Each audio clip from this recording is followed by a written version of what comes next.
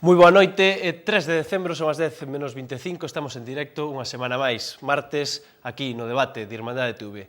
Esta noite imos falar de desafiuzamentos, dese auténtico drama que se cobra no Estado español un desafiuzamento cada 15 minutos. En a segunda parte, pois outra das caras da realidade social, da realidade política, que é a corrupción, e nomeadamente a corrupción nos concellos de Lugo e de Compostela.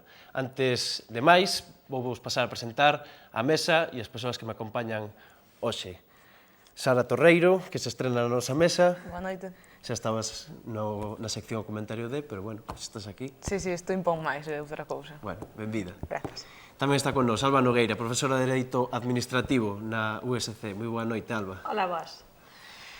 E a miña dereita para falar de desafiuzamentos está Francisco Martínez, politólogo. Boas noites. Moi boas noites e benvido a Irmandade TV, esperemos verte máis veces. Cando que irades. Pois nada, benvido. E para fechar a mesa, Héctor Tejón, que poucas presentacións precisas, me parece, porque xa te hemos visto noutros platós, temos te visto á frente da loita contra os desafiuzamentos, nomeadamente na Coruña, onde estás moi activo. Boas noites, Aurelio. Moitas gracias por convidar, a verdade. Sempre un placer vir a departir. Bueno, e nós moi contentos de que estés aquí. Comentaba agora, un desafiuzamento cada 15 minutos no Estado español. Sí, é unha auténtica barbarie socializada, realmente é unha desgracia, non? Non está garantido un dereito básico que non se garante, de feito, non sempre repetimos, non? Que realmente, como dereito básico, nunca se cumplimentou, mas sempre se comercializou.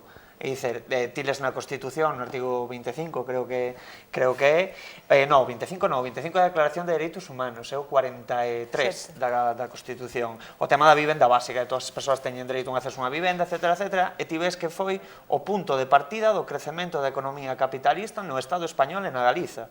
O sea, aquí nunca se garantizaron as formas de achegamento a ese ben de uso, senón que simplemente se significou como ben propietario. E a día de hoxe, claro, parece que é unha cuestión de hoxe en día, non? Parece que son no 2013, están acontecendo desafiuzamentos. Desafiuzamentos houbo antes, hai agora, e vai haber, desgraciadamente, despois. A nosa loita, evidentemente, xa é unha reformulación, unha relectura do sistema imperante, non somente para un desafiuzamento, senón que na Galiza non se produzan máis desafiuzamentos e que a vivenda se converta nun dereito que podemos ter todas. Realmente. Entón, a día de hoxe, que o que podemos facer? Bueno, xa o estades vendo, nós temos unha recua de multas connosco, que é impresionante, de feito estamos dentro tamén dunha campaña que se chama Multanos a Nós para asustarte a ti.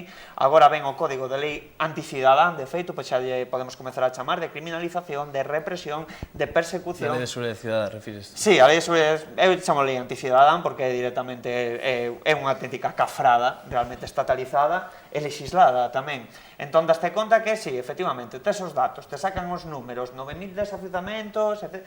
Son números, pero que detrás deses números hai realidades sociais, hai realidades vivenciais, hai familias que logo rematan na rúa, porque é moi bonito, entre comillas, é moi bonito contar que ti vas a parar un desafiuzamento, pero que pasou antes nesa historia, que pasa durante e, sobre todo, que pasa despois? E máis de quen queda a resolución dese conflicto, porque nós podemos xuntar como unha lexión, como unha multitude destituinte, aí para frear ese desafiuzamento, mas logo non temos as competencias para dar unha resolución, unha solución a toda esta barbarie. Parece que incluso vas pedindo mendicidade no que xa comentei doutras veces, na tómbola da exclusión social que é no que se convirte a vivenda, en plan, demóstrame que estás moi mal para poder ter unha vivenda, é o que din os servicios sociais. Francisco, como chegamos hasta aquí?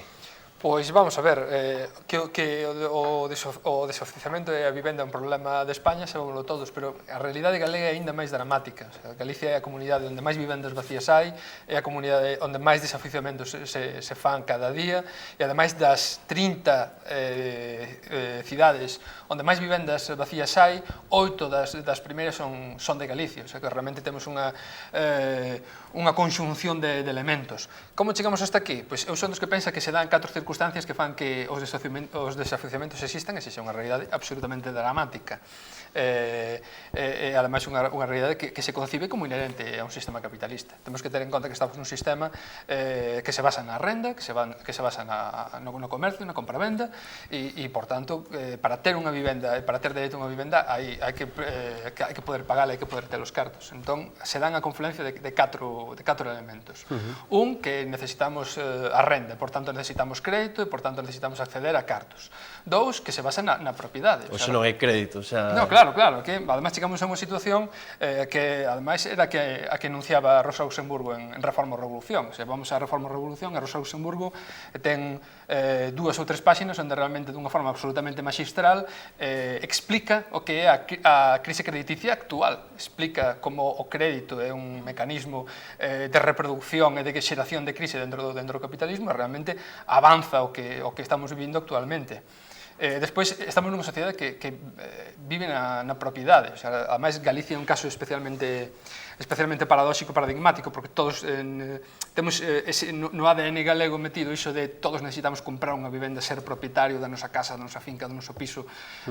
Temos culturalmente sancionadas outras alternativas, pois como pode ser a vivenda compartida, os pisos pequenos, os alugueiros, etc., que son que darían alternativa, darían flexibilidade. Despois, a terceira situación é que estamos, ou o terceiro factor é que estamos nun mercado terriblemente rígido, onde toda a política de vivenda pública que se deseñou en España na democracia fracasou, onde realmente se orienta esa política de vivenda para quen a pode pagar, e quen a pode pagar é quen menos a necesita. E o cuarto factor é que nos fixamos moi pouco na xente que vive agora mesmo, non no caso concreto dos desafiuzamentos, de moitos casos onde volves a casa dos pais, volves a casa dos avós, sino que acabas vivindo na rúa. Sara, acabas vivindo na rúa. Acabas vivindo na rúa. Bueno, realmente a situación no Estado español, como ben el comentaba, é dramática. Entre Madrid, Valencia, Cataluña e Andalucía suman o 65% dos desafiuzamentos, seguramente por ese boom maior da burbulla inmobiliaria nesas zonas. E logo eu creo que un dos problemas claves tamén é que os bancos usaron a vivenda como un activo máis, quero dicir, relacionar a vivenda, por exemplo, como con accións. Se ti perdes accións en bolsa, a priori tampouco pasa nada, pero claro, perder vivenda levate a unha situación moi dramática. Entón, os bancos fixeron mal o seu traballo, e por enriba agora temos un banco malo, rescatado, bueno, creado con o Sareb, feito con cartos de todos, que en vez de rescatar persoas, o que fai é rescatar bancos intentando sanearlles eses activos, non? O cal é unha dinámica moi perversa. E tamén, no que comentaba Fran, é que aquí colisiona moito dúas culturas, non? A da vivenda coa da propiedade, sen buscar vías intermedias, quero dicir, a vivenda non ten por que ser unha propiedade, hai alternativas, como a vivenda en usufructo, por exemplo, non? Bueno, eu creo que hai alternativas, por exemplo, en Andalucía melloraron bastante, fixeron unha lei distinta con un pouco máis de flexibilidade no tema dos desafiuzamentos. Home, a previsión é certo que nos próximos anos é que haxa máis alugueiros, non, en porcentaxe, pero a realidade é que hoxe hai persoas que viven que teñen esa vivenda, non? Sí, o que pasa é que eu creo que tamén aí o que temos é un contraste digamos, Héctor facía alusión á Constitución, é dicir, temos un contraste entre o que son as proclamas constitucionais de certos dereitos, e en concreto os dereitos sociais, que non foron en absoluto xeto do un desenvolvemento parello que tuveron outro tipo de dereitos, é dicir, que incluso había algún autor como Pisarello falaba, e eu creo que en España se ve de forma moito máis agravada esa idea de que hai unha Europa, digamos, moi agresiva no económico e desfalecente no social. E eu creo que no caso do Estado español esa situación é moito peor, é dicir, o desenvolvemento do Estado social, do Estado de benestar é moi precario e no momento de retroceso eso se aprecia de moita maior medida. O dereito á vivenda, efectivamente, está enunciado na Constitución, incluso se fai unha proclama de que a vivenda non pode ser obxecto de prácticas especulativas, hai digamos, algo semellante a iso na Constitución, pero vemos que mecanismos de defensa frente a situacións de emerxencia que teñen as empresas non as ten a cidadanía. É dicir, unha empresa ante unha quebra, hai mecanismos para que a súa débeda quede, digamos, limitada ata unha determinada cobertura. En cambio, a cidadanía, cando perde, digamos, cando non é capaz de facer frente ás súas débedas, non é só, digamos, que perde a vivenda, que queda endebedada de por vida. Entón, eses mecanismos de protección que teñen as empresas, curiosamente, non o teñen a cidadanía e, digamos, non están desenvolvidos, e sí que existen noutros países, é dicir, outros países europeos, a maior parte deles teñen sistemas para que a perda da vivenda non leve ao drama e, digamos, a a cadea que che ata a esa perda durante moito máis tempo, que é unha das loitas que ten a plataforma antidesafiuzamentos, non é só a perda da vivenda, é o lastre que quedas porque quedas prendido de por vida con esa débeda bancaria. Non? Logo entramos máis polo mido en solucións. Héctor, comentabas antes, artigo 47 da Constitución, dereito á vivenda, en que se traduce isto? Está aí escrito, pero a realidade é que é, non? É bastante dramático, non? Porque nós temos que coller unha norma xurídica como a Constitución do 78, que todo o mundo sabe como foi elaborada esa Constitución, no? O que di, por exemplo, unha persoa como Suso Toro, que sempre fala de ruptura pactada, non? Entón, esa Constitución xurde ao abeiro dunhas condicións sociais históricas específicas, non? Entón, nos atopamos con esas verbas tan bonitas do dereito á vivenda, non? Que realmente non, o sea, sí que existe. Como dicía Fran, o compañeiro, evidentemente, se ti te rendas do traballo, podes alugar e podes te hipotecar. Agora ben, vamos a pensar isto fríamente, porque logo se fala moito do propietario, non? Evidentemente, aquí, o tema da propiedade é un tema en sí que creo que son os cimentos do sistema capitalista en sí mesmo, non? Porque propiedade remata converténdose en todo, tanto propiedade un coche, a roupa como un dereito básico como é a vivenda. Entón, dicía Sara moi ben, apuntaba moi ben polo tema do usufructo, non? Entón, a día de hoxe ti te atopas con que sí, tes un dereito, un acceso, non dereito a vivenda, tes o acceso facilitado. Como se facilitou o acceso? Pois como maravillosas xornadas laborais de 14 horas de traballadores explotados cobrando 3 euros a hora, etcétera, etcétera. E cada vez vai a peor. Esas rendas do traballo, que foi para unha gran maioría o único xeito de acceder a unha vivenda, cada vez se están reducindo. Na mente, as rendas do capital van aumentando, es decir, as rendas do capital tamén son esas rendas propietarias en moitos casos. Que é o que pasa? Que nós podemos non, o facemos, non? Solicitar e pedir e conquistar e colonizar a vivenda, non? Porque, de feito, nós podemos falar dunha legislación regulada, dunha administración da vivenda, mas realidades como, por exemplo, pode ser a ocupación, que xa estamos vendo ali no bloco de Salte, en Girona, como está resultando, como a propia cidadanía di, nós nos xestionamos, nós somos autorreferenciais de nós mesmos, das nosas necesidades, e o que as institucións non chegan, o elaboramos nós, e nós somos aqueles que vamos a darlle unha satisfacción a estas necesidades. Entón, o dereito á vivenda, di moitas, un compañeiro que temos ali en Coruña, non? Que compre reformulalo. Se cadra a novidade, agora que comentabas o da ocupación, non? Se cadra a novidade que até agora a ocupación era casi un fenómeno ideolóxico, non? Inserido nunha estrategia, nunha táctica, e agora xa é por necesidade dunha familia directamente. Sí, pasamos dunha estigmatización dunha realidade social, en moitos movimentos, unha normalización desa realidade. Creo que ideoloxía ou política, creo que son todas as accións, non? Agora rapidamente venme a cabeza o que di Sisek, non? Sobre o tema do que é a política, non? Como non é só arrouxar dentro do deber social pois unha medida calquera. Pois vivendas de protección oficial, mire, oiga, as vivendas de protección oficial, por exemplo, outra realidade que ninguén está tocando, e se di, as rentas que están disfrutando esas vivendas de protección oficial, a protección oficial supón máis dun 50% das rentas que teñen acceso a esas vivendas de protección oficial. E se se di que o verdadeiro acto político é aquel que vai dirixido á transformación tanto da conxuntura como do contexto social onde se vai aplicar esa acción. E, por exemplo, o tema da ocupación, por sorte, non é que se liga un imaginario estético de anarquistas, que creo que é totalmente lícito ser anarquista, non? Senón que xurde como unha medida que ven a satisfacer unha necesidade básica nunca satisfeita, pero sempre comercializada. Francisco, cando non hai rendas do traballo? Xa, bueno, Sisek tamén di que moitas veces o máis revolucionario é non facer nada, no sentido no que se queremos transformar algo e queremos cambiar algo, permitir a súa degeneración hasta o final o máis rápido posible, non poñer barreiras, nin tiritas, nin vendas, nin poñer diques, é a forma máis rápida de que se derrube absolutamente todo. E ti llo compras? E ti llo compras? Eu sou sisequiano en moitos aspectos. Además, cando estamos falando reiteradamente da crise da socialdemocracia, a crise política democrática, a crise dos cidadáns coa política, realmente nos referimos a iso, a que os cidadáns están moi cansos de ver diques e de ver reformas que ao final nunca acaban solucionando absolutamente nada do que pretendían ou se dicía que pretendían solucionar. Entón, ao final todos son problema, tirita, e despois se volve a abrir e gastamos un montón en tiritas, pero a ferida segue sen solucionar. Evidentemente, a hora de... Pasa que non tiritas neste caso, non?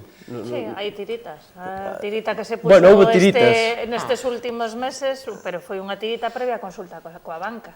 É dicir, o parche que fai na normativa de Que te refires, Alba, a desafiuzamento... reforma da lei Claro, é hipotecaria? dicir, o parche que fai para que certas familias con as condicións de vida moi precarias podan, digamos, pactar unha mora na perda desa vivenda é unha tirita, pero é unha tirita onde o PP pacta ca banca ata onde pode chegar, sin efectos retroactivos, etc. Hai tiritas, pero tiritas sempre, digamos, baixo tutela.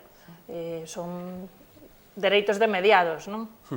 A veces temos que observar incluso o incremento do rescate bancario, que era unha realidade que en España non tiñamos presente. O sea, o feito de que alguén xestione os teus cartos dunha forma absolutamente lamentable, desastrosa, que casi te leva a ruína, e despois ese xa premiado mentre estives como te quitan a vivenda, pois vai tamén co que falábamos antes, da deturpación ou da deformación do concepto de propiedade. O sea, no noso sistema xurídico propietario é que ten a propiedade total, que cando tes unha hipoteca é o banco, cando tes un coche é a entidade crediticia, e ti o único que tens que facer é acceder ás rendas do traballo para poder pagalo, pero moitas veces no sistema actual non é posible pagalo. O sea, este é un sistema onde para poder traballar tens que pagar.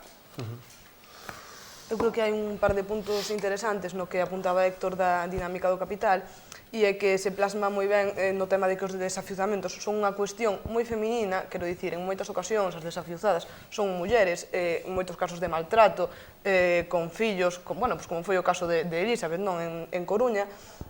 E logo está este discurso que nos vende o neoliberalismo de que sen propiedade chegaríamos a cotas de empobrecemento propias, non sei, pois, como lles gusta dicir a eles, do chavismo ou algo así, non?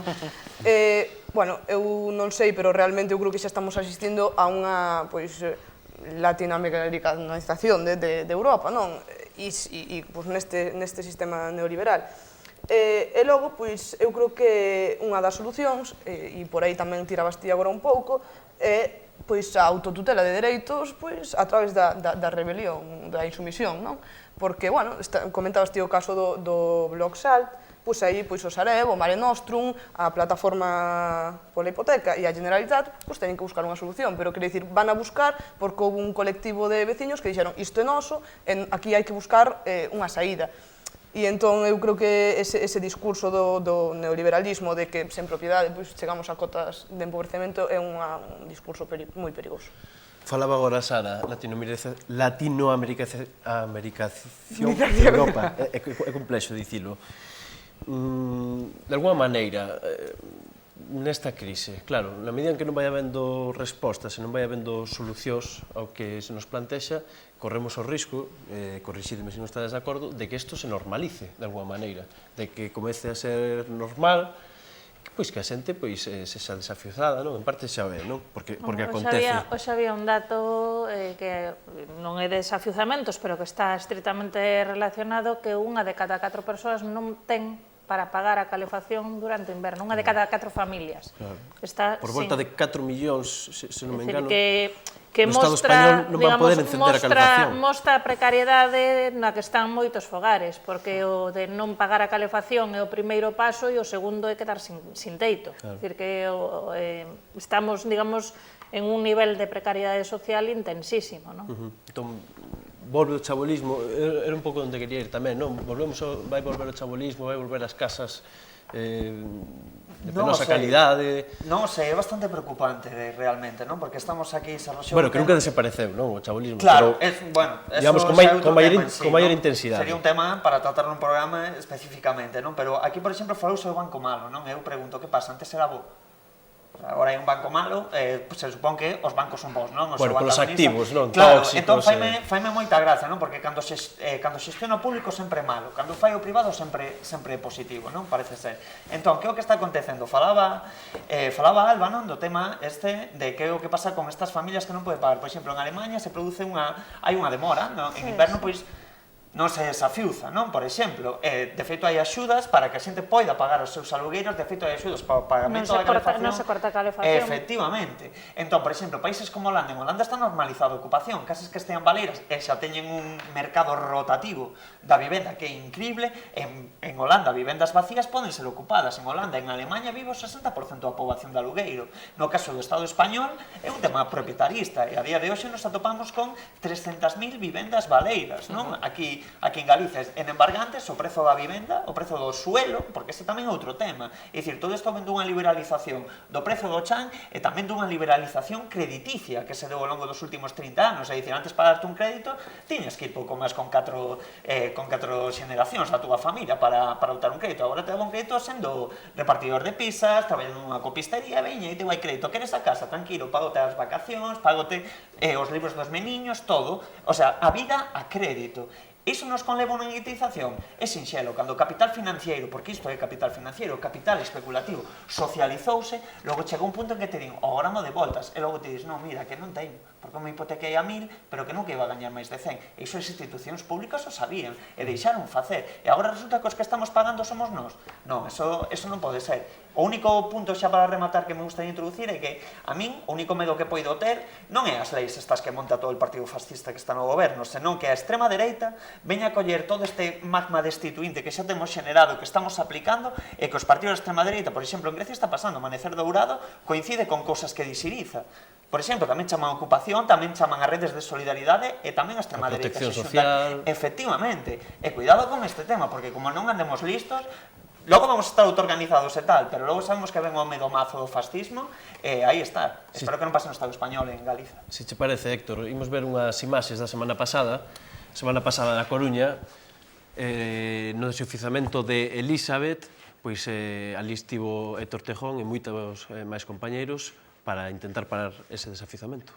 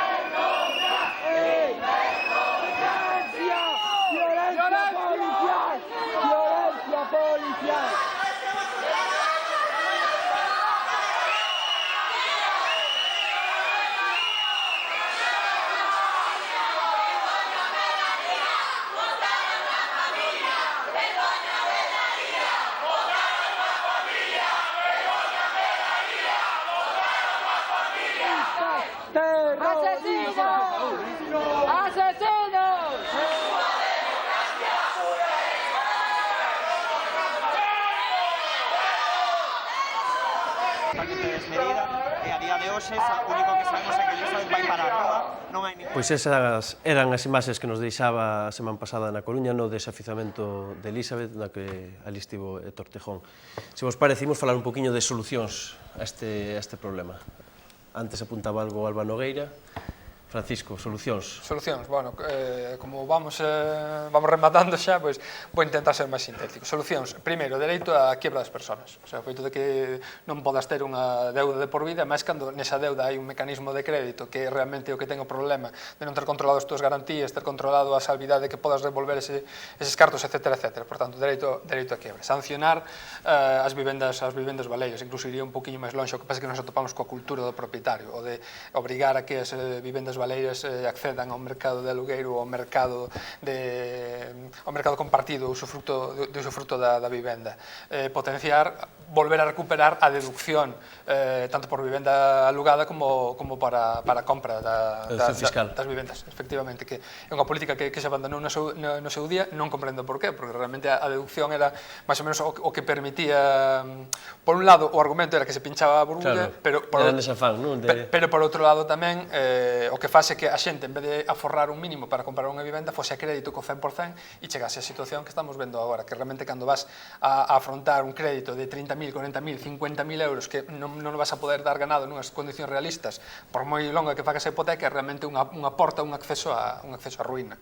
Despois iría unha política de vivenda pública completamente distinta, empezar a diseñar novo tipo de vivendas para novo tipo de públicos, empezar a articular todas esas vivendas que temos en moitos concellos de Galicia que foron producto da locura inmobiliaria, onde están por eso o Sareb tampouco está vendido, temos que fixarnos onde ten o Sareb vivendas en Galicia. O Sareb prácticamente non lle dou saída ao seu estante de vivendas. As de Galicia non, porque claro, as que ten están nun sitio onde realmente non hai demanda, nin sequera era razonable que houbera tanta tanta demanda como había cando se empezou a construir no máis destinadas ao turismo, se cadra... Sí, a segundas e terceiras vivendas, pero claro, caso paradigmático, Barreiros ten un montón de vivendas que estaban destinadas a ser segunda residencia e siguen baleiras e sin mercar.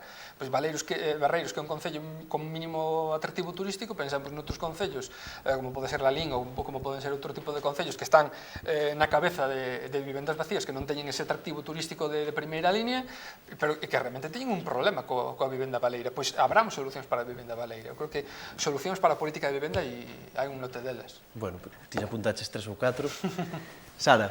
Bueno, creo que a primeira solución é legislar para que o dereito á vivenda este por enriba o dereito á propiedade, porque senón creamos unhas asimetrías sociais brutais, tal como estamos vendo. E logo, autotutela de dereitos, como xa dixen antes, parque de vivendas estatais, o Estado ten que ser capaz de crear unha bolsa de vivendas para toda esa xente que non pode optar a elas. Comentabas, tío, das sancións, a lei andaluza agora xa o recolle, sancionar as vivendas balías de longa duración.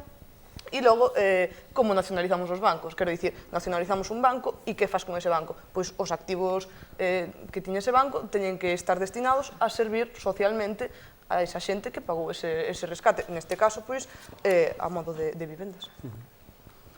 Ben, algunha das medidas que comenta Sara, por exemplo, a medida do goberno andaluz da expropiación, curiosamente se atopa co muro centralizador no que estamos vivindo nos últimos tempos, é dicir, o Estado recurriu ante o Constitucional precisamente a normativa andaluza para poder expropiar vivendas para a xente que a precisaba e que estaba neste tipo de situacións, e tamén é indicativo de, digamos, os intereses aos que se sirve, porque está claro que ese recurso ante o Tribunal Constitucional é unha clara mostra que o sector ao que pertencen esas vivendas mayoritariamente, que é o sector financeiro, pois estaba bastante preocupado porque se espallara ese tipo de medidas, non?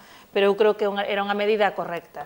Tamén a que apuntábamos antes, é dicir, a cuestión de que a quebra persoal poida ser tratada da mesma forma que se trata a quebra das empresas, é dicir, que haxa, digamos, un límite ao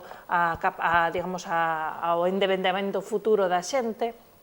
A cuestión da movilización da vivenda non utilizada, que fundamentalmente se moviliza a través de políticas impositivas, é dicir, gravames fortes, igual que os houbo no seu día as terras infrautilizadas. Eu creo que hai que gravar eso e hai que incentivar a movilización desas cuestións. Houbo programas, por exemplo, aquí no bipartito de alugueiro de vivendas que iban un pouco nesa dirección, e entón tes que incentivar que a xente que ten vivendas, digamos, sin usar, pois vexa atractivo poñelas en alugueiro, ben mediante políticas de incentivo, ben mediante gravames fortes que así quedan infrautilizadas. Entón, eu creo que esas poderían ser medidas, e despois eu creo que hai que ter medidas, digamos, para os momentos de emerxencia. Para eses momentos de emerxencia tes que ter, digamos, vivenda social disponible para o momento en que alguén é desafiuzado, ten que haber moras para que a xente poida permanecer nas vivendas en momentos complicados, incluso meteorolóxicamente, é dicir, ten que haber medidas para eses momentos propiamente de emerxencia que non son as que conforman unha política pública de vivenda, que teñen que ser máis, digamos, a medio plazo e con outro tipo de instrumentos. Vou encardir unha solución, se vos parece, porque todas estas están moi ben, pero falta o poder político, non? Falta o poder político para poñelas en marcha. Sí, pero, claro, eu penso que xa está todo máis que tocado, non? Eu creo que aquí hai dous puntos, non? Que o dereito propietario, eu creo que Sara deu unha clave novamente, non pode estar por riba nunca dun dereito básico. Parece que hai que repetilo como un mantra constantemente e diariamente. Ti podes ser propietario, por que ten que ser unha vivenda unha propiedade? Que voltamos ao mesmo, que parece que estamos aí como unha especie de espiral de gusano, non? Logo se falan de medidas políticas, claro que sí. O que pasa é que sendo moi malo, como di Gross-Fogel, non? Moitas veces, que é un profesor, un mestre suamericano, que dá ali en Estados Unidos, que sempre luce moito máis que dar nunha universidade aquí galega, ademais. Di Gross-Fogel sempre que aquí hai un problema coa democracia representativa, área, proprietarista e burguesa. Entón, eu ás veces teño a dúbida de a política como abstracción se van a meter medidas precisamente contra algo que legitimou ese empoderamento, como é a propiedade. E ao final é tan sinxelo como unha cuestión de vontade. O sea, se ti queres, podes, porque nós, comentaba Alba, non? O tema das nacionalizaciones en Andalucía, non? Se o Estado non quere, como nos ensinou, por exemplo, a loita de Diego Cañamero e o SAT, tomámolo nós. E se o Estado non nos dá vivenda, nós iremos a por esa vivenda. É dicir, como se pode explicar que con 300.000 vivendas baleiras, con pisos que non están alugados, é dicir, non hai un tipo impositivo que, mira, vostede leva con 3 anos co piso baleiro, bueno, pois vostede a pagar por ter ese piso baleiro porque está favorecendo a burbulla inmobiliaria, porque non só se favorecendo a hipoteca, tamén se favorecendo o alugueiro. E con esas 300.000 vivendas baleiras, canto vale realmente unha vivenda? Cal é o precio da débeda das hipotecas que se leva pagado? Non vai a ser que o banco teña que devoltar cartos ás familias, que fagas un cálculo en plan, mire, vostede valorou isto en 1.000, pero que a día de hoxe non vale nin unha larpeirada ese piso. O estamos vendo en Coruña con o caso como, por exemplo, o Ofimático, non? Que é xente que leva ali asentada 50 anos vindo toda a vida, meter un todo tema especulativo que ninguna corporación municipal freou e van a botar ali a xentiña que leva vivindo ali toda a vida, nun asentamento, nunha comunidade de sentido e de significado, non? E aquí non pasa nada, entón ao final necesitas da vontade política. Home, canto menos para que non nos veñan a quitar os nosos dereitos, non? Que é o que estamos vendo que está acontecendo. E logo a defensa dos mesmos se está vendo que se está levando na rúa, non porque non haxe unha confianza cando aos partidos políticos, que ao final o conformamos todos os partidos, se militas nun partido, pois ti és parte dese partido, pero non toda a sociedade está nos partidos, que non significa que a sociedade non este politizada. Se a sociedade non estivera politizada, non seríamos a lexón que somos cada vez que temos que ir para un desafiuzamento, non contaríamos cos apoios que contamos sempre que saímos a rúa para un desafiuzamento. Vontade se necesita, porque que senón, xa volto o mesmo, hai que aceptar o antagonismo de que hai un outros e hai un nós, e o nós neste caso, sexa como sexa, vamos ir a gañar porque é a nosa vida. Francisco, para pechar. Bueno, poder político e solución política. O poder está no pobo. É unha máxima na que ademais queremos fervientemente. O problema está en que a hora de transformar o poder en política hai sempre unha estrutura mental que é a que te sitúa dentro do sistema político, onde están as institucións, onde estás ti, que podes facer, etc. Eu creo que se esta crise axudou en algo é que derrubou certos muros e certos tabús que había sobre un poder político omnímodo, grande, abstracto, todopoderoso, e agora realmente a xente está empezando a aprender a tomar o poder, a asumir o poder e a ser responsable. O que pasa é que a responsabilidade sempre ten dúas caras. Entón, por un lado está o exercicio responsable da toma do poder e por outro está o exercicio responsable do deber cidadán. O deber cidadán, por exemplo, é saber cando podes pedir un crédito e cando non. Cando che están intentando vender unha preferente ou cando non. Ter un pouco de sentidiño, que é algo tan noso de sempre. A hora de asinar algo e de afrontar algún tipo de situación, ter o sentidiño suficiente para analizar primeiro, vou ser capaz, sí ou non? Non pode ser que, por exemplo, unha familia que ten 2 membros nunha situación de emprego precario se meteran en plena burbulla inmobiliaria, nunha hipoteca altísima, e ademais nesa hipoteca meteran os mobles da casa, o coche, o non sei que. É unha locura. Tamén os bancos che dicían, non, home, non só pido po piso, pida tamén para isto, para isto. Pero vamos a ver, sentidiño, cando alguén che ven vender, evidentemente porque quede algo de ti, os teus cartos, pois, bueno, quede sacar algo de min. Por que? Podo afrontalo a meso, é sentido común. Sara. Bueno, é certo que diste do sentidiño común, pero o certo é que iso xa pasou, é un problema que hai, e o que lle hai que dar solución, sexa como sexa, social e políticamente. E logo tamén é certo que eu creo que o problema dos desafiuzamentos é unha mostra máis de que estamos nun sistema en quebra, no que as institucións cada vez máis van apodrecendo, os cidadáns sintense cada vez menos identificados, pero, bueno, logo estaba, bueno, o que comentabas ti, facer ese exercicio responsable de transformar esa loita social tamén que teña un trasvase político, non? Eu creo que conste que o sentidiño neste caso quen non o tuvo foron fundamentalmente as entidades bancarias, é dicir que eu creo que nesta cuestión e de feito a sentencia do Tribunal de Xustiza da Unión Europea con respecto á legislación hipotecaria española bastante, digamos, evidencia que unha boa parte das hipotecas tiñan cláusulas abusivas, é dicir, que hai cuestións máis alá do sentidiño, e despois eu creo que tamén hai unha concatenación de factores, e é que este tamén é un país onde as estruturas familiares funcionan, e moitas veces eses avais familiares que sí que estaban para botar unha man nun momento como este, caeron como un castelo de naipes neste momento. É dicir, que en Galicia hai moitos casos, por exemplo, de xente que que tiña cartos, que tiña aforros no banco, pero que eran preferentes e que non o sabían.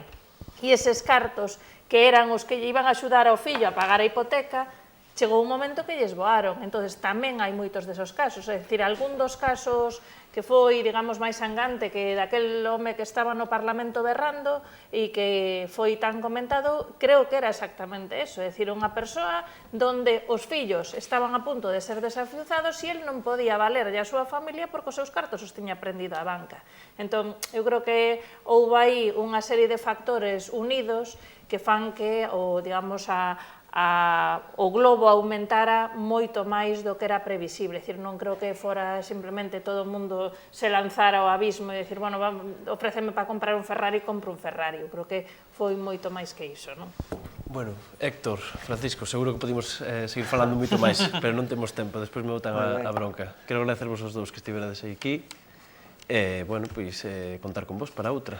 Cando queiras. Esperemos que non sempre para cousas tan desagradables. Se me permites rápidamente, Sí. só quería comentar o tema da lei anticidadán e toda esta historia, a lei de seguridade cidadán. Trataremos a semana que ven aquí. Perfecto, porque creo que o medo está cambiando de bando, non? O medo teñen as institucións e por eso sacan estas leis represivas agardando que fiquemos paradas e non vamos ficar paradas nunca. Vamos a estar sempre aí na loita, custe o que custe. E veñen precisamente porque o medo cambiou de lado, se está vendo. O vimos outro día coa militarización do barrio do Castellón no Casa Feliz. E moitísimas gracias por convidar, Aurelio. Nada, home, graciñas. Gracias a ti. Bueno, esa é a reflexión de Héctor Tejón. Antes de pasar á segunda parte do programa no que imos falar de corrupción, imos ver un vídeo sobre o que foi o peche de Ateak Ireki, un medio de comunicación navarro.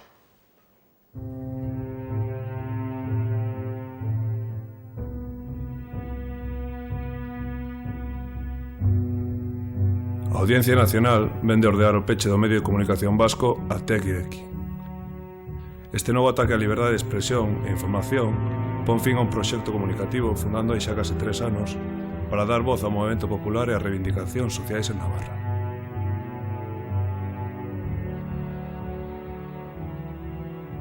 Ateak Ireki era un medio de comunicación popular, achegado ás loitas sociais e políticas dos sectores de esquerda en Navarra. O seu traballo diario consistía en difundir en internet e nas redes sociais as reivindicacións de colectivos, partidos políticos, sindicatos e máis organizacións sociais de todo tipo que loitan por un cambio social e político en Navarra. Ateak Ireki cubría folgas xerais. Facíase eco das denuncias por brutalidade policial ou de vulneración de dereitos dentro das prisións. Escoitaba e trasladaba á sociedade o sufrimento de quen a día de hoxe son marxinados nos grandes medios de comunicación. Puña luz e taquígrafos sobre os máis escuros casos de corrupción política de Navarra. Contaba o que outros medios non se atrevían a contar. Estaba sempre cos de abaixo, coas persoas que loitan día a día por cambiar as cousas. Ateak Ireki estaba aí, onde se producía a noticia, transmitindo en directo. Por iso era un medio de comunicación incómodo, porque non se pregaba os intereses dos poderosos, porque era independente e estaba ao servizo do movemento popular e das súas reivindicacións.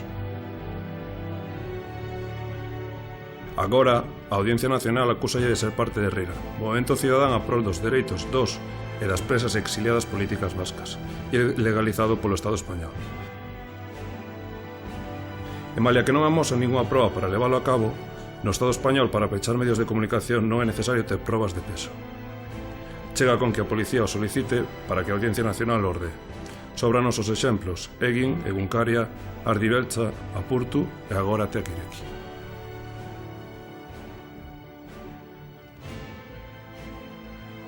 Este ataque é inadmisível. É unha vergoña que nun suposto Estado democrático se poidan clausurar medios de comunicación sen nin sequera presentar probas para ello. Quen estamos a prol da liberdade de expresión e información non podemos permanecer impasíveis ante todo este atropelo. Debemos protestar, amosar a nosa solidariedade e apoio e, sobre todo, debemos traballar para que no futuro a voz dos en voz se siga a escoitar tamén na rede.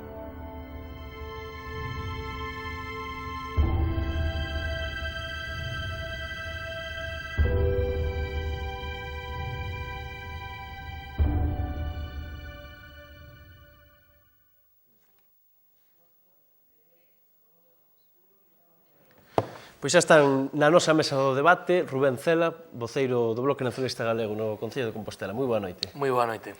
E tamén está con nos Carlos Portomeñe, secretario xeral do Partido Comunista de Galicia e voceiro de Esquerda Unida en Lugo.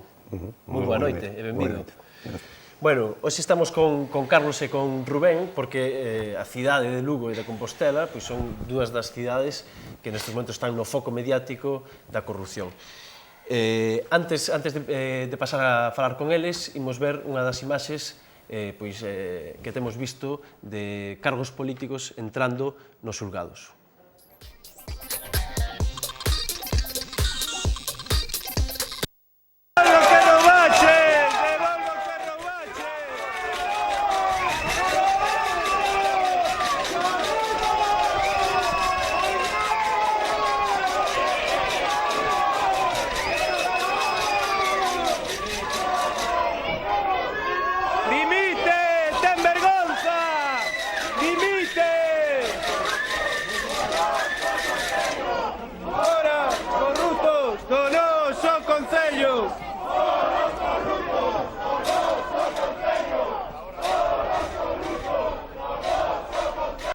Esa era a saída de Conde Roa, pouco despois desa saída dos xulgados, dimitía. Rubén, xa estamos demasiado acostumados a estas imaxes. Pois eu creo que un dos problemas que temos hoxe en Santiago, non? Que eu creo que unha parte importante da veciñanza pois fai callo, non? E temos unha situación que é absolutamente esperpéntica hoxe en Santiago. Ese señor que se acaba de ver nas imaxes foi alcalde de Santiago durante 8 meses e en 8 meses acumulou 3 imputacións, por lo tanto é triplemente imputado. O alcalde suplente, o señor Ángel Currás, está doblemente imputado e de 13 concelleiros que conforman o grupo de goberno do Partido Popular, 10 están imputados. Si colléramos a lista electoral coa que se presentou o Partido Popular as últimas eleccións municipais, dos 13 primeiros desa candidatura, 12 están os imputados nalgúna das 6 causas judiciais que está aberta contra membros do goberno do Partido Popular de Santiago. Unha situación absolutamente escandalosa, sen precedentes, e o problema é que unha sucesión deste tipo pois moitas veces pode facer que a cidadanía pois xa perda a capacidade de indignación ou que, no caso de Santiago, pois que moitas veces o vaso xa botou por fora hai moito tempo. Eu creo que callo non hai que facer nunca e que estas cousas hai que combatilas hasta o final e desde logo pois que non nos debemos acostumar. Hai quería ir porque aí sigue moitos deses imputados.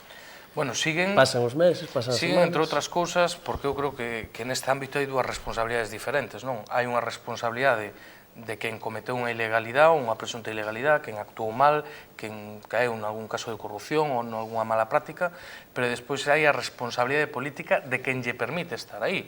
E eu quero lembrar que, claro, o Partido Popular de Santiago non é unha entelequia, forma parte do Partido Popular, que o presidente do Partido Popular de Galicia é o señor Alberto Núñez Feijóo, e que é un señor que sigue mirando cara a outro lado, non? Porque podían obrigar a todas estas persoas imputadas en casos de corrupción a dimitir, non o fan, podían cesar na militancia no Partido Popular, tampouco o fan, e podían, que é o que demanda o Bloque Nacionalista Galego, no caso de que non fagan nada diso, disolver a Corporación Municipal de Santiago e convocar eleccións municipais anticipadas, porque nós pensamos que unha situación tan grave como esta só se vai a solventar con un proceso de regeneración democrática profunda que vai implicar unha limpeza a fondo e podo asegurar que en Santiago hai moitísimo que limpar e canto antes empece mellor, porque prolongar isto é prolongar unha sangría que o único que fai é seguir deteriorando a imaxe de Santiago, facer que a poboación cada vez sufra unha maior desafección con respecto a políticos ou representantes e provocar unha gravísima parálise na actividade política ordinaria de Santiago. Carlos, Lugo é outro deses focos, outra desas cidades que nos últimos meses, xa anos casi, non? Se está significando con estes casos. Por suposto. Eu considero que non hai que entrar en temas de competencia, sobre todo menos cando se trata de corrupción, porque presumir de corrupción sería algo bastante fastidiado, non? Rubén, que é natural de Lugo, conoce ben o tema da nosa cidade. Non é que haxa en Lugo outra cidade que tamén ten casos de corrupción. É que quero lembrar que a operación Pokémon empeza porque unha xuíza tira do fío a partir dunha causa judicial en Lugo. Empezando polo propio alcalde de Lugo, José Clemente López Orozco, do Partido Socialista, hai demasiados intereses na nosa cidade para facer pasar o tema da corrupción en Lugo como algo puramente conxuntural. E máis, empezando polo alcalde e por outros representantes políticos, empresariais, etc., segundo a versión oficial, na miña cidade, na nosa cidade en Lugo, non existe a corrupción. E quero decir que en Lugo existen bastantes causas abertas, varias causas abertas, con centos de imputados, con centos de persoas a declarar, e que entendendo perfectamente desde Lugo cal é a alarma social natural que hai nunha cidade onde acaba de describir Rubén moi acertadamente a situación que hai nun concello, imaginadevos cal é a situación nunha cidade onde os maiores empresarios da cidade, onde as institucións como a Policía Nacional, como a Policía Local, como a Subdelegación de Goberno, como a Diputación ou como o Concello, están implicados en casos diferentes de corrupción que ademais están plenamente relacionados. Empezando polo caso Muralla, que era o que afectaba directamente a antigua Diputación de Cacharro Pardo. Seguindo pola Operación Carioca. A Operación Carioca leva máis de 116.000 folios, máis de 246 tomos. A Operación Carioca é de tráfico de mulleres. Estamos falando dunha rede de prostitución que é xustamente, digamos, a matriz do que é a Operación Pokémon que está desvivindo vos. A raíz das escoitas policiais da Operación Carioca aparece a Operación Campeón, a raíz de eso a Operación Pokémon, e ademais temos o tema do urbanismo na nosa cidade. No anterior debate se falaba do tema da vivenda. Na nosa cidade hai 52.000 vivendas censadas. Delas se calcula que entre 17 e 22.000 están baleiras. O Plan Xeral de Ordenación Municipal que se diseña en 2006 e que foi votado polo PP e polo PSOE diseñaba para 10 anos 76.000 vivendas para unha cidade de 336.000 habitantes nunha cidade que ten actualmente 104.000 e que perde poboación. En todas estas causas está vinculado a persoa que dirixía a Confederación Hidrográfica do Miño en Ourense, Francisco Félix Fernández Liñares, que tuvo 3 responsabilidades no Concello de Lugo, empezando pola da Policía Local, tamén está o caso das multas da Policía Local, desempeñou o cargo de responsable de Economía, unha das partes fundamentais da corrupción non só en Lugo, sino en Santiago e en todos os lados, en Compostela e en todos os lados, é xustamente a privatización de servicios públicos esenciais do Concello. Esa é a base, e en Lugo están privatizados todos os servizos públicos do Concello, excepto o servizo de augas, e ademais estaba vinculado tamén co urbanismo. Quero decir que esa é a clave, pero esa non é a clave. A clave está, e se lle chama Pokémon, sabedes que a operación, os dibuixos animados Pokémon é o que entrenan para combatir. O señor Liñares era Pokémon, porque o que utilizaba Pokémon non era ese, era o que está de alcalde e que debe dimitir inmediatamente. Sara, Alba, reflexións, preguntas para os nosos convidados. Bueno, certo que o caso de Santiago é terrible, comezaba pois con ese atestado a espadas cando iba bebedo ao volante, que Rubén non o mencionou. Bueno, o caso de Lugo tamén é paradigmático, pero eu creo que tamén vais arraigando xa nun problema que xa é sistémico, non? Por aportar algún dato, pois, por exemplo, en Galicia, no 2012 había 152 casos de corrupción, dos cales tiñan sentencia 8. Entón, claro, isto levanos a un problema. Operación Orquesta, Arena, Campeón, Caballo de Troia. Bueno, recentemente acaba de sair tamén o problema da imputación da alcaldesa de Sanxenxo.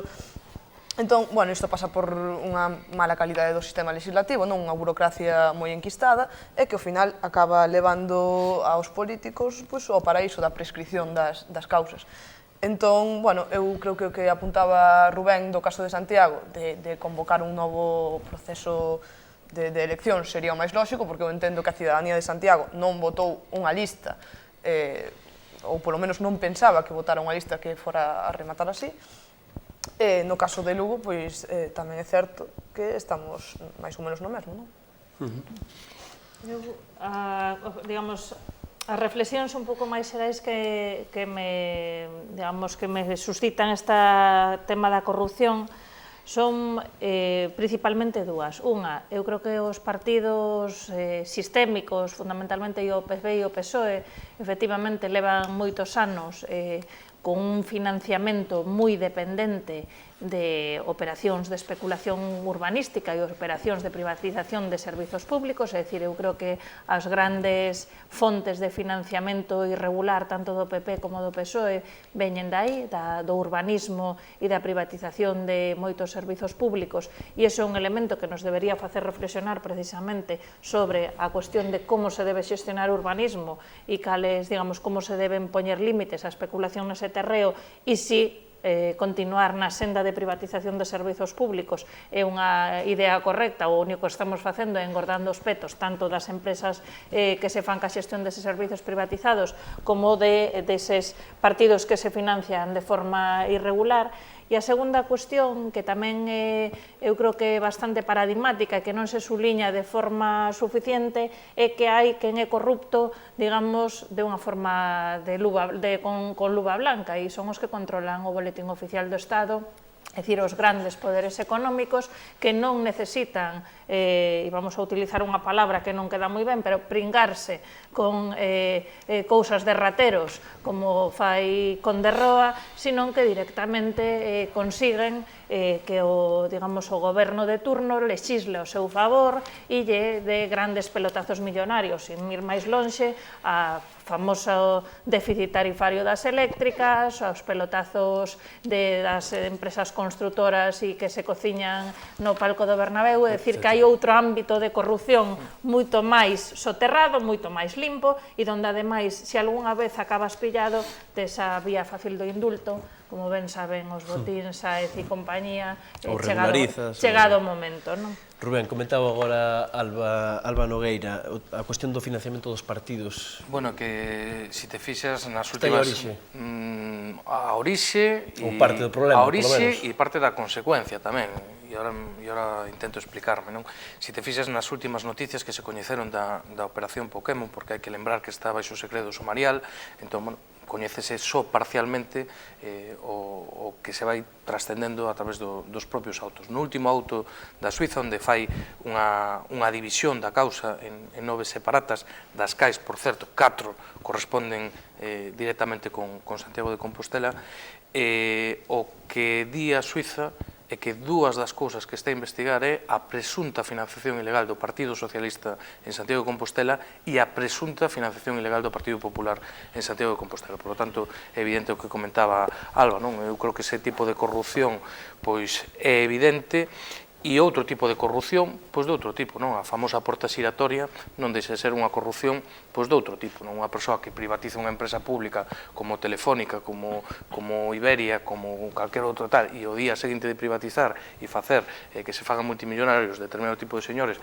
aparece no Consello de Administración cobrando unha auténtica barbaridade, pois non deixa de ser outro tipo de corrupción. Con respecto ao que comentaba Sara, dicir que a convocatoria dunhas eleccións anticipadas evidentemente é unha medida absolutamente excepcional, pero eu creo que tamén esta situación excepcional e as situacións excepcionais requiren de respostas excepcionais, non? Vivímoslo en casos como de Marbella, non digo que sexa equiparable en todos os sentidos, pero eu creo que, desde logo, isto ten provocado unha enorme alarma social e está plenamente justificado. E, por último, unha cuestión que para min é a fundamental. Eu creo que hai que diferenciar o que son as responsabilidades judiciais das responsabilidades políticas. Eu creo que todas as persoas que están imputadas, como calquera outra persoa, pois ten dereito a presunción de inocencia, ten dereito a ir ao xulgado e dar a súa versión dos feitos, a defenderse e todo o que queira.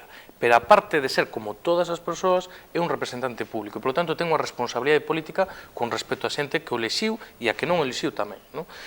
A partir de aí, bueno, eu creo que todas as persoas que están imputadas por casos de corrupción deberían dimitir de xeito inmediato.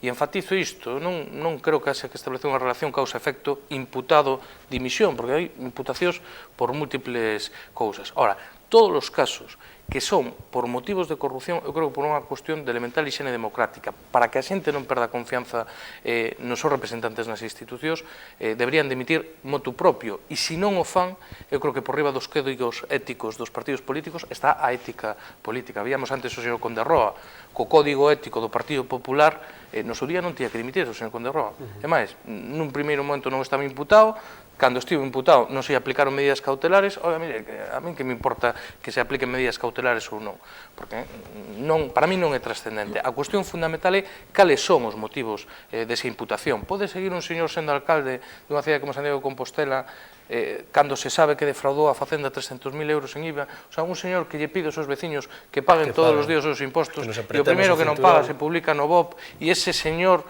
nunha maniobra de especulación urbanística, o IBE que lle pagaron os propietarios desas casas non ingresan as arcas públicas? Evidentemente non. Entón, por riba do código ético de ningún partido político está a ética política, e eu creo que todo este tipo de casos desde logo deberían dimitir, e a xustiza, evidentemente, o que hai que pedirlle é maior celeridade. Acabamos de ver un caso totalmente aberrante en Castellón, co señor Fabra, onde tardan 10 anos en chegar a unha sentencia. O problema é que hai moitísimas cousas que, por culpa de como funcionan as cousas, acaban prescribindo. Carlos, van saindo mecanismos de corrupción, pero mecanismos de control. Que mecanismos de control temos que desenvolver para que isto non aconteza? Os mecanismos de control, en principio, xa son estruturais. É dicir, o que está claro é que hai un sistema, que é o sistema capitalista, que é corrupto de por sí. O sea, a propia esencia do sistema capitalista é a corrupción. A segunda, hai dous tipos de corrupción. Hai unha corrupción conxuntural. Ninguén está libre de ter no seu partido político ningún sindicato, ninguna estrutura social, económica ou política unha persoa que quere, precisamente por esa dinámica que ten o sistema capitalista e que nos impón socialmente, ninguén está libre de ter algunha persoa que decide enriquecerse ilícitamente para o seu beneficio. Pero hai unha corrupción estrutural, e esa é a que eu, por exemplo, en Lugo estamos vivindo claramente. Porque cando falamos de corrupción estamos falando fundamentalmente de corrupción política, pero cando falamos de corrupción, e sobre todo nos casos de urbanismo, do que se falaba anteriormente, estamos falando de que sempre hai tres patas. Unha, empresarios e fundamentalmente constructores que queren un beneficio económico. Segundo, políticos que están dispostos a dar licencias ou que están dispostos a conceder prebendas para que esos empresarios se beneficien e eles sacar tallada, e funcionarios que están dispostos a avalar cos seus informes técnicos as decisións políticas. Polo tanto, sempre se fala da corrupción política, pero hai que falar dos corruptores e hai que falar dos corruptos. E, polo tanto, é moi importante ter eso en conta para despois buscar solucións. Pero se a corrupción é fundamentalmente estrutural, a única solución é buscar a solución é estrutural tamén, e en todos os ámbitos. E, ademais, depende incluso de cada cidadán e de cada cidadá, desde o propio ámbito, desde o seu ámbito de traballo, de estudio, de todo. A regeneración democrática de que falaba antes Rubén, ven no propio ámbito de cada quen, e, sobre todo, no ámbito estrutural, por unha rebelión democrática e por un cambio absoluto das estruturas que xa ten que ver co poder político, coa hexemonía, etc., que xa é un tema máis complexo, non?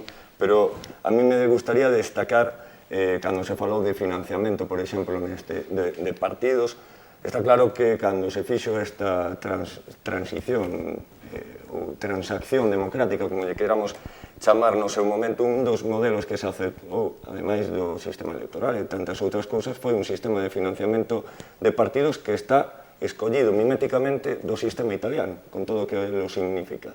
E, desde logo, unha das cousas que hai que cambiar é, sobre todo, reforzar o papel do Código Penal.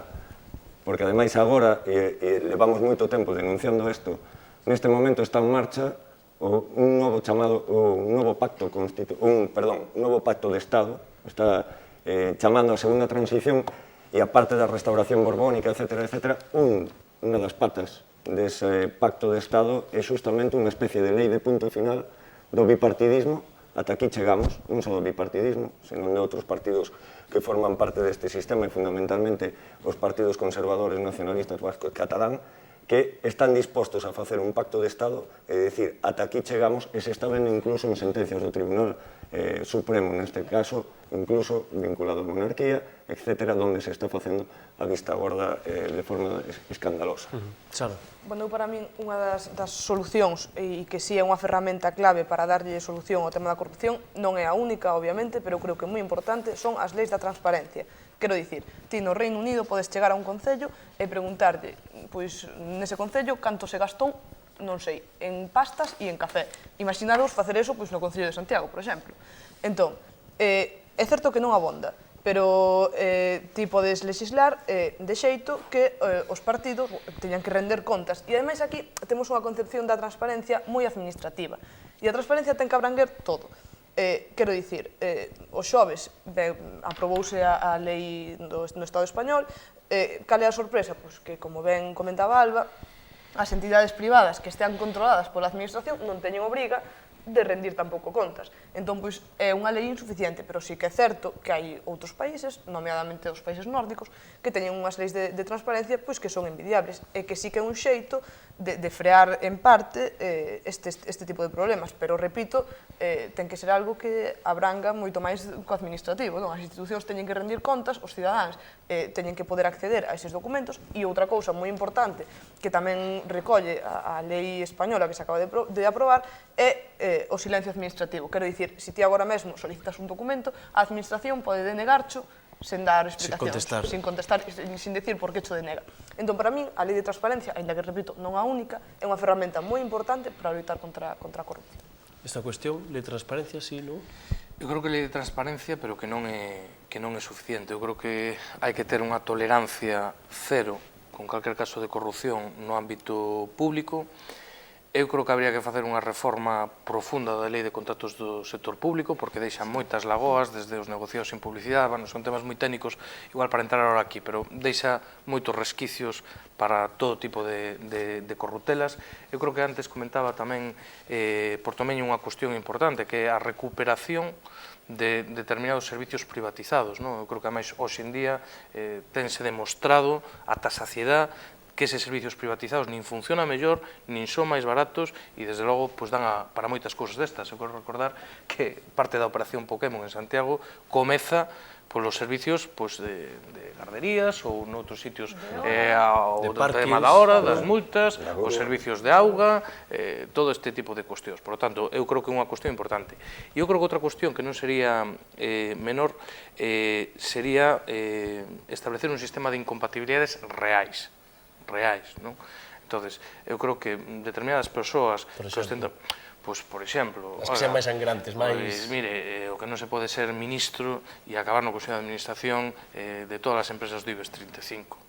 No, señor. Conselleiro de Sanidade de Madrid e acabar traballando para empresas do sector sanitario que reciben contratos de privatización sanitaria. E ti ves algún señor que dices, mire, e este señor que é ministro e que se vai ata Argentina para defender os intereses de Repsol, espero que dentro de 6 meses non este no Consello de Administración de Repsol, non?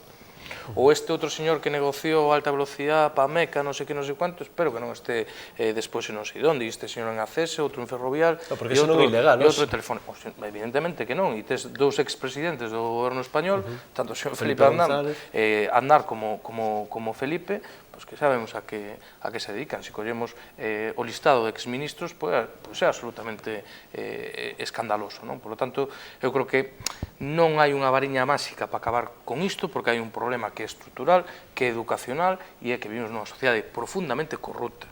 Nunha sociedade profundamente corrupta, e que, por lo tanto, vai levar máis tempo e é máis complicado. Pero hai cuestións que sí que están ao alcance, e é unha cuestión de vontade política. Cal é o problema? Pois, evidentemente, que quen ten na man poder facer estas modificacións, que son os dous partidos maioritarios a nivel de Estado, que é o Partido Popular e o Partido Socialista, pois, evidentemente, non legislan contra os seus propios intereses. E aquí hai unha confabulación, pois, a nivel estrutural, estas tres patas das que se falaban agora, pois é evidente, e se o facemos a nivel de Estado, pois vemos que os grandes poderes económicos, empezando pola banca, polas grandes constructoras do Estado e por outro tipo de intereses, máis as direccións dos grandes partidos políticos, é evidente. Eu creo que todo o que se está coñecendo agora cos papéis de Bárcenas ou con outro tipo de cuestións, pois é a constatación de algo, dun secreto a voces de como ten funcionado o funcionamento, por vaga redundancia, dos grandes partidos do Estado, que ao final pois non difiren demasiado. Alba, despois Carlos. E despois eu creo que hai outro elemento, digamos, que é complementario con ese, e que ten que haber un reforzamento de todos os corpos do Estado que se dedican a este tipo de cuestións. É dicir, non pode ser que o Estado español teña un índice de xuíces por habitante moitísimo máis baixo que a media europea, e iso que leva a eternización dos pleitos e as, digamos, aos túneles sin saída ao final. É igual que pasa cos corpos de inspección fiscal. É dicir, que a Asociación de Inspectores Fiscais teñen falado moitos casos de onde están as bolsas de fraude fiscal, que son, digamos, unha corrupción de baixa intensidade, pero que leva a outra. É dicir, se toda a sociedade funciona de acordo con parámetros corruptos, acabase aceptando a corrupción maior. E entón, eu creo que sin reforzar os corpos xudiciais, non tanto o Código Penal, sino que ten que aplicalo, é dicir, haber máis xuíces para ditar máis sentencias, e sin reforzar os corpos de inspección fiscal, etc., é difícil que se lle poña tallo a todas esas pequenas ou grandes corrupcións. Carlos. Totalmente de acordo con o que se acaba de decir. Ademais, en Lugo estamos sufrindo porque precisamente o ter tantas causas abertas se está vendo as limitacións que ten justamente a xustiza, non?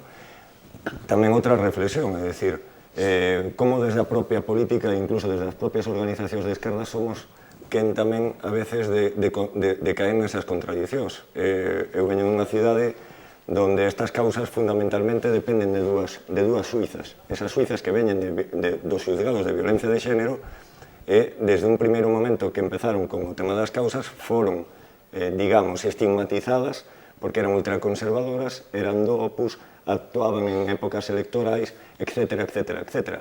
Agora, Pilar de Lara, que onte mismo a propia audiencia fallou a favor de que siga coa investigación da Operación Pokémon porque o alcalde de Lugo quería, a través dunha recusación que parecía hasta rocambolesca, retirar da causa, pois pode seguir con ela. Pero tamén temos que entender que hai que darles o marxen de confianza á xustiza e que se empezamos a mirar polo criterio da esquerda o que é o mundo judicial, me parece que le vamos a de perder, porque entonces nos cargaríamos absolutamente todo o sistema judicial. O digo porque precisamente o papel de ser mulleres en Lugo, que no caso concreto de Pilar de Lara, por investigar unha operación como a Carioca, que chega ao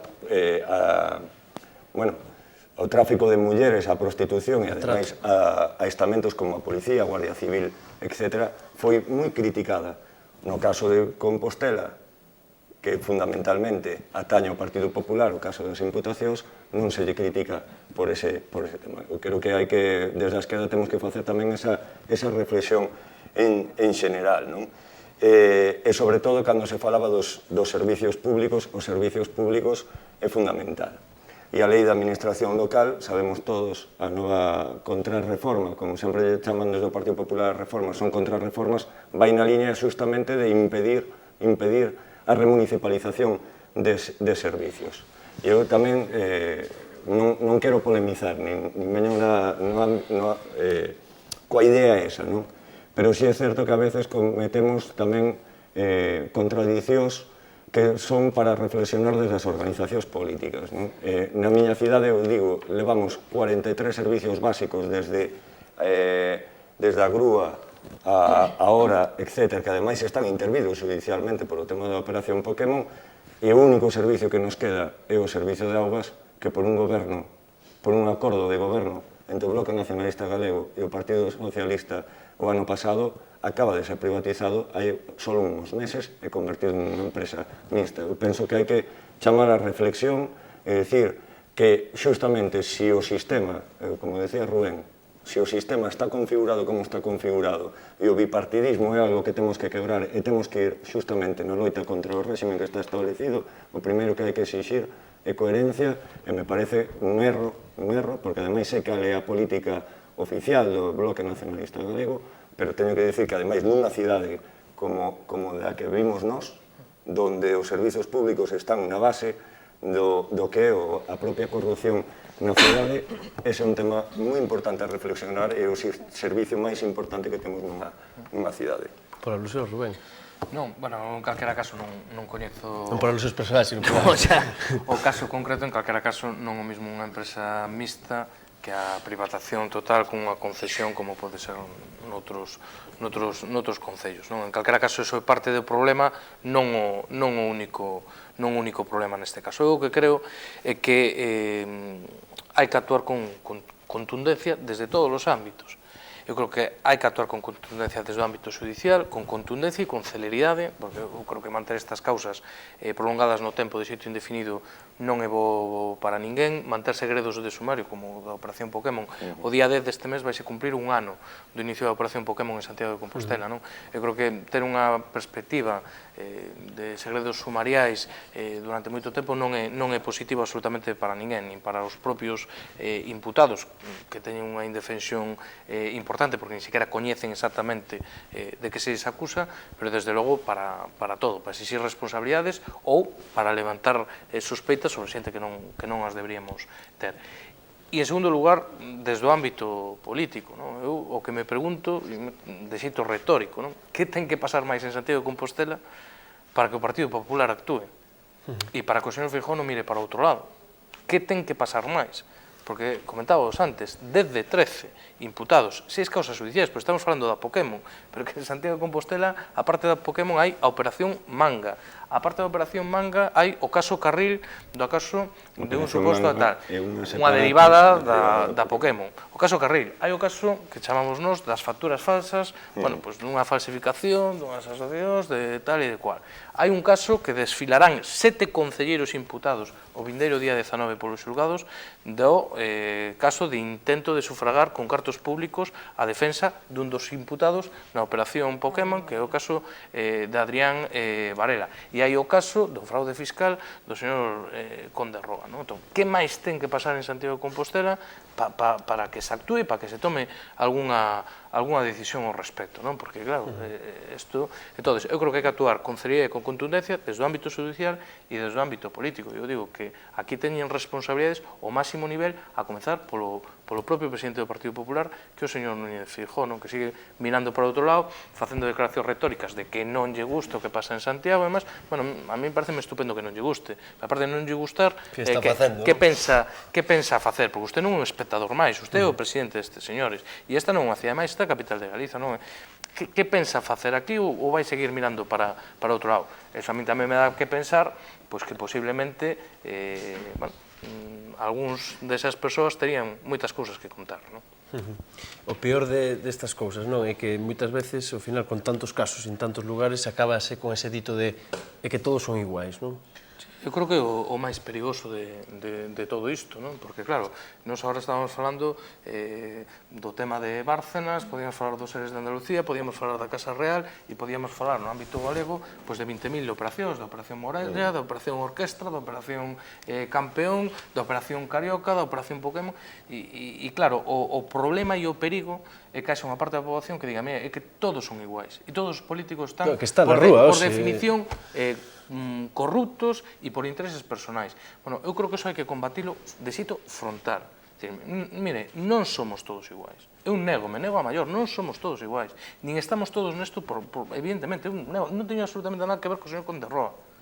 E eu non empecé a militar en política con 15 anos para eso. Non, nego a maior, non? Entón, a partir de aí, temos que dicirle á cidadanía que hai un mínimo de confianza nos representantes públicos e que non somos todos iguais e que, por lo tanto, que hai que combatir esas opcións que sistemáticamente, de xeito reiterado, caen neste tipo de comportamentos e que, senón, isto, desde logo, non funciona, non? Carlos, nos vamos despois para aquí, para vivir. Estamos ante unha ceremonia da confusión, e a confusión fundamentalmente é xenerada, como decíamos antes, polo bipartidismo e dos partidos mayoritarios que son o Partido Popular e o Partido Socialista. De feito, que o tema da Operación Pokémon estamos asistindo claramente ao tema. Hai 2 días, o alcalde de Carballiño se nega ao que lle reclama o Partido Socialista, que é facer un pleno extraordinario sobre o tema da Operación Pokémon, a súa imputación, e ademais se nega a dimitir. En Lugo, o alcalde do PSOE se nega a dimitir, exactamente polo mismo. E en Santiago, en Compostela, se nega a dimitir o alcalde do Partido Popular. Esa ceremonia da confusión que se dá en todo o Estado, esa ceremonia da confusión é a que está xenerando o todos son iguais, pero tamén ten unha carga ideolóxica enorme, porque evidentemente son eles os que están promocionando eso. Eu sempre digo que o bipartidismo é como un xogo de ping-pong. Os dous xogan con unha pelotiña a toda velocidade, a xente mira a pelotiña e só algúns son capaces de deixar de mirar para esa pelota que vai a toda velocidade. Afortunadamente, o bipartidismo está en quebra, E iso sí que se está constatando desde o punto de vista, polo menos electoral, outra cousa é sociolóxico. Pero sí é certo, e se comentou antes no anterior debate, se corre o risco do populismo de dereitas.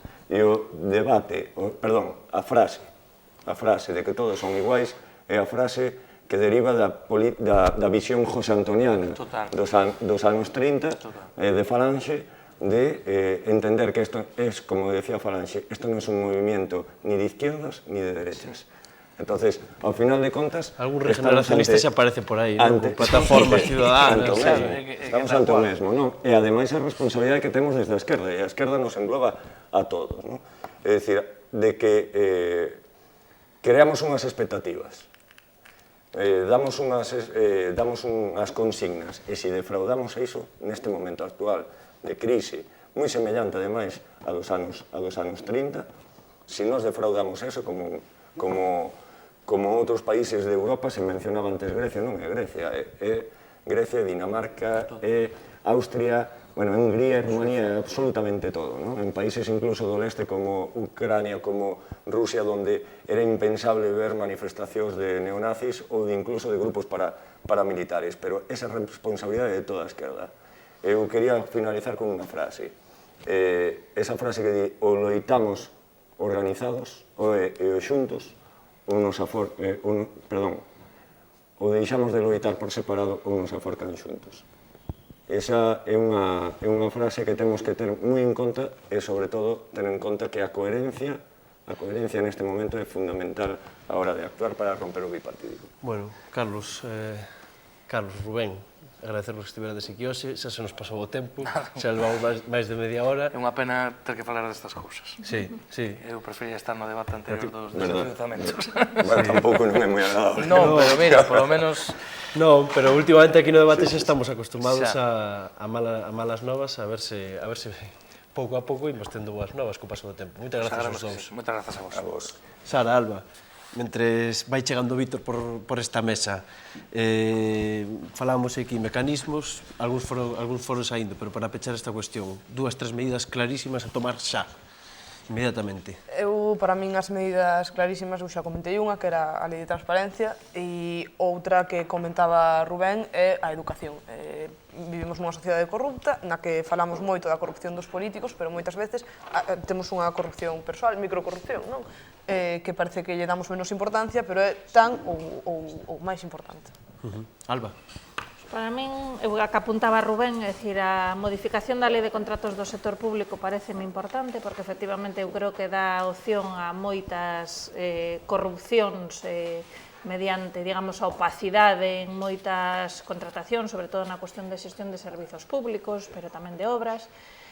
A cuestión do financiamento dos partidos políticos, é dicir, reforzar o financiamento. Eu creo que os partidos políticos, e o día a propia Constitución, son necesarios para este país, e eu creo que os recortes no financiamento e a, digamos, permitir que haxa partidos que teñen outros modelos de financiamento en B, corromper a democracia, é dicir, eu creo que ten que haber unha igualdade de armas na competencia electoral, e iso só pode vir dun financiamento axeitado e igual de todos os partidos políticos. E despois, eu creo que é o reforzamento dos corpos tanto de inspección como xudiciais para levar a bo termo todas as investigacións e todos os procesos penais que están abertos, de maneira que eu creo que ao final as medidas exemplarizantes tamén acaban funcionando prendendo na sociedade. É dicir, que cando un alcalde acaba entrando nunha cadea, moitos alcaldes toman nota e din, ui, hai que ter cuidadiño, e cando un secretario municipal ve que un colega acaba imputado, pasa o mesmo. Entón, eu creo que iso tamén é esencial. Bueno, pois tomamos nota desas solucións. Xa está por aquí con nós Víctor Seadás, como cada semana. Boa noite. Para pechar o programa, boa noite. Boa noite. Bueno, vamos a empezar co tema da semana, que son os desafiuzamentos. Perdón un momentinho, é con cambio de camisola. Bueno, xa trae un pouco de propaganda, non pretendía facelo, pero bueno. é a que traía hoxe. Traía o tema dos desafiuzamentos e empezo con Rebeca Bravo, reeleita agora mesmo voceira de Nosupé, que non recordaba o nome exacto do cargo. Rebeca Bravo empeza con despexos con desmedida presenza policial, mestres universitarios que tachan a homosexualidade de doenza, se isto non é retroceso, e as tertulianas poderán decir se isto é retroceso ou non. O de profesores universitarios que tachan de homosexualidade, por explicarlo un pouco, Domingos Neira, profesor da Universidade da USC, que os alumnos denunciaron unha serie de comentarios homofóbicos e foi expedientado pola universidade. É así, non? Sí, ademais con datos como na entrevista na Voz de Galicia que lle preguntan ten vostede algún problema cos homosexuales? E dile, mentras non me toquen o cu. Madre mía. Non sei aquí... Víctor. Non vamos defendelo. Non, efectivamente. Traio un chío de Made in Pego, exactamente, non sei quen é, pero bueno, que di que desafiuzamentos, paro, fame, pobreza, malnutrición infantil, tranquilos porque acaba de chegar o Black Friday, consumide e comprade cousas que non necesitedes. Que a min sorprendeume que esta semana vin algún comercio de Compostela que traía isto do Black Friday. Que é isto do Black Friday? Que eu ainda non o teño claro. O día de rebaixas antes do Nadal, non? O día despois, o sea, o primeiro día de rebaixas do Nadal, o día despois da Acción de Gracias, que creo que en Galiza non se celebran nunca. Ata este ano, non? Ata este ano, e non sei aquí se queredes decir algo. Se queredes importalo, a tradición... Pois eu non sou moi partidaria do pavo, así que creo que podemos pasar. Sigo cun chío de Xantelan, que di que xa vedes o Parlamento Europeo premiou os que pararon os desafiuzamentos e agora o Estado español multaraos con 30.000 euros, demócratas. Pola famosa Lei de Seguridade Ciudadana que tanto saliu hoxe. Home, está claro que, sobre todo con esa lei, o Estado español sofre un retroceso democrático brutal. Apuntaba tamén algún editorial de algún diario británico, xa, non? Que cada vez camiña máis a un réxime máis dictatorial, non? Hoxe incluso o Consello de Europa chamaba a atención e temos que ter en conta o Consello de Europa o que xestiona o Convenio Europeo de Dereitos Humanos, que foi precisamente o que derrogou a doutrina Parot, e chamaba a atención a España polo texto, digamos, dese anteproxecto de lei, o sea que toda Europa mira con sorpresa esa criminalización da disidencia, que no fondo é o que é. Antes estaba lembrando outro día un debate parlamentar, pois ata a Madina, non? A Eduardo Madina, que é o voceiro do Grupo Socialista, o ministro do Interior chamoulle non sei cantas cousas, non? E por antes falamos de bipartidismo, e mira como está o nivel, non? Chamando un día tonterías, non sei que. Bueno, e para rematar e proseguir co tema de Lei de Seguridade Cidadana, adiantando o tema da semana que ven, por o que parece, é un chío de Arnau Mañas que di que se no 2014 non se pode criticar a Coroa, nin a España, nin oporse pacíficamente a desafiuzamentos, temos que pensar deixar este Estado. Se te deixa a lei, se te deixa a lei. Igual a inmigración xa non é tan mala idea, visto isto, pois... A mellor hai que facer o da xangada de pedra, non? De Saramago, e ir separándose. Mover o marco, pouco a pouco, pouco a pouco. E nada máis? Nada máis, non? E nada menos. Menos tampouco. Até a semana que ven, entón, Víctor. Obrigada por tal. E que a semana que ven traia menos xiadas. Menos xiadas. Xiadas. Por favor. Non fai calorcina. Bueno, Alba, Sara, que tal? Ben? Moi ben, sí. Ben. Bueno, vámoslo facendo máis áxil, pouco a pouco, me parece, máis entretido. Graciñas ás dúas. A ti. Xa nos vemos. E a vos, o martes que ven, xa nos queda pouquiño de ano, xa estamos en decembro, apenas 2 programas para finalizar o ano, teremos un especial con momentos onde este presentador fixo das súas e moitas máis cousas, así que vémonos a semana que ven, moi boa noite.